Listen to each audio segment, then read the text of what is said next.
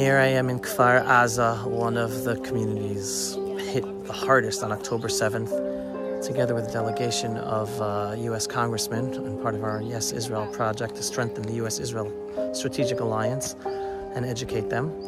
And behind me is an open field that used to be a house. And here we hear an IDF drone. We're right next to Aza with all of what the IDF is doing in Aza right now. Thank God. All the sounds are now what we're doing to them to ensure on October 7th never happens again. Anyway, so here's this empty field.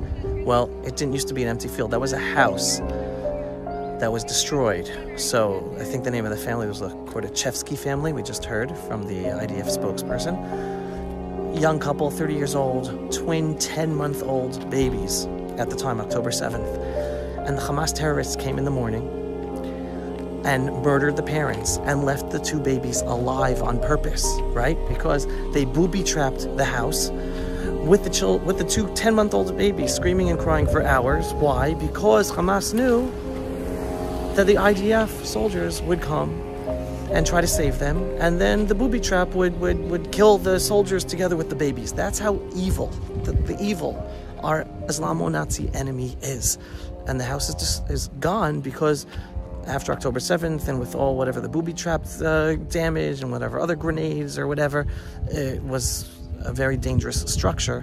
So the whole house was destroyed, and now there's that open field.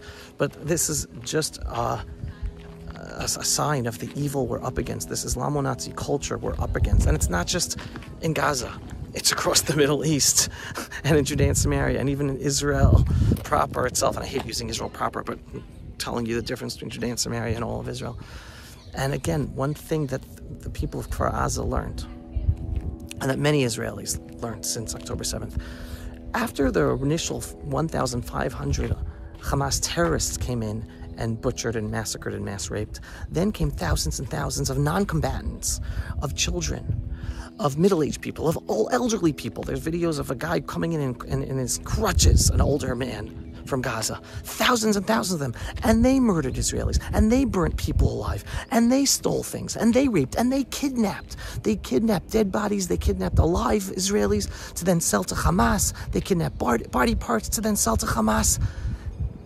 Those are the non-combatants. Those are the innocent civilians. There are no innocent civilians. It's all Hamas. It's all an Islamo-Nazi culture that, again, is not just about against the Jews in Israel. It's about the whole non-Muslim world. They're going to do this in France. They're going to do this in Germany. They're going to do this in England. They're going to do this in America, in Canada, in Australia, in New Zealand. They're coming after everybody. And this is part of the culture, that everything is permitted for them to do it in the name of Allah, in the name of their jihadi culture, evil jihadi Islamo-Nazi culture. And people have to wake up. So here Israelis have woken up. Wait a second, there are no innocents. They acted as spies. They had Arabs working here, and the workers gave the information to Hamas. What are the names of the families? Who lives where? How many children? What are the children's names? Where are the guns? They ambushed the first responder team and killed them as they were running to get their guns because they had the information from the Arabs in Gaza who worked in Kfar Aza. We can't trust the Arabs. Can't trust them. They're a tribal culture. Some of them might be good people, but as a tribal culture, at the end of the day, you can't trust any of them. They're going to turn on us. This is an Islamo-Nazi culture.